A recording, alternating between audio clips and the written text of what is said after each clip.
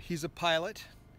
I'm jealous about that. I'm an armchair aviator. I love anything to do with aviation. He asked a question about where we're positioning the camp while we're on the property, knowing that we're going to be building a house on this property after we get the barn done.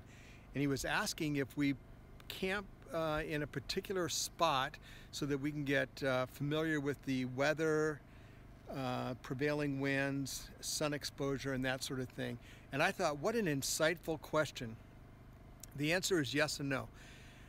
We have been on the property now for a few years. You've seen us painfully get the barn in the situation it's in right now. But we have definitely gotten a feel for the prevailing wind, the sun exposure, and directly behind me, right behind the camp, is a southern exposure. And you'll notice that I have the back end of the camp facing in that direction. And the reason for that is on the back of the camp we have 4 solar panels. So whenever I pull into the property, I always pull in aiming at the barn and face that camp tail end to the south, so I can maximize my solar panel sun exposure, because I am off grid except for running a Honda generator, which I do for charging my computer at nighttime. But that is not where we're going to build the house, because first of all, we like this view. I suspect Beth is going to have some horses out here. Pretty confident about that. And that's where she's going to be having them. So I thought I would walk you guys out to the other side of the barn and show you, and James, to answer your question, where are we going to be building the house? We already have kind of marked that out, and we spend a lot of time out there so that we get comfortable and know that we're going to be in a good spot. So let's head out to the other side of the barn. Excuse the mess. It's been kind of chaotic in here over the winter, and I am looking forward to springtime because I have projects in mind. All right, let's open up the big door here. These garage doors have been awesome, and I can't wait till we have permanent power here so I don't have to run the generator for those. All right, I'm going to be pointing periodically, and I apologize for my hand, but just for perspective, that's the front of the barn, and that's where Camp 216, the truck, the trailer with the IBC tote, and right in between there you can see the well. Thumbs up, that well is operational again, which is exciting. The southern exposure is right in that direction right there. North is directly towards the camera. West is that direction, and east is that way. The front end of the barn faces a very nice view of the mountains, and that's why we called the ranch Mountain View Ranch. So coming out the north door there, we've got this whole space. You guys might remember that wood boiler.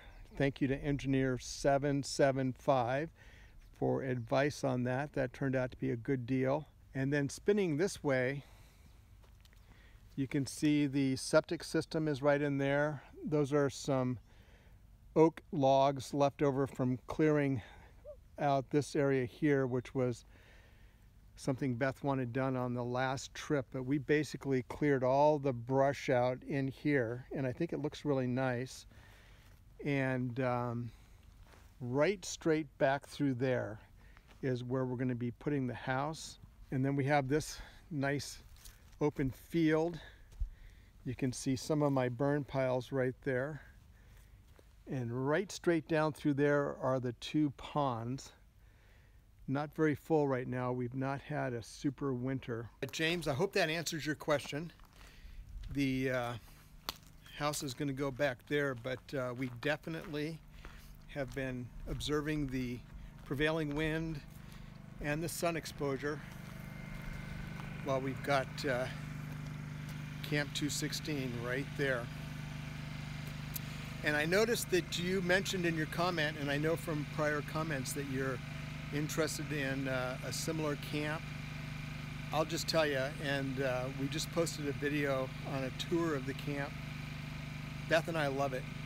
It is so comfortable, and it's been a great investment. We have no regrets. If you're interested in one of those, check out Mike and Weston Wheeler, Peak RV Outdoors in Mount Pleasant, Utah. Tell them Beth sent you. All right, I have to laugh at myself. I think that's good medicine. I just stood out there in that clearing talking to you guys very eloquently, may I say. And of course, I forgot to turn on the record button. Any of you guys out there that are YouTubers and one-man show, let me know if you've done that before. I think it's the very first time I did that. Not. I'm trying to answer viewer questions, and I think a video is the best way to do it, and it's a lot of fun. So we might even start a little playlist on this. But James Gillespie, thank you for following along. I appreciate your support and your loyalty to the channel.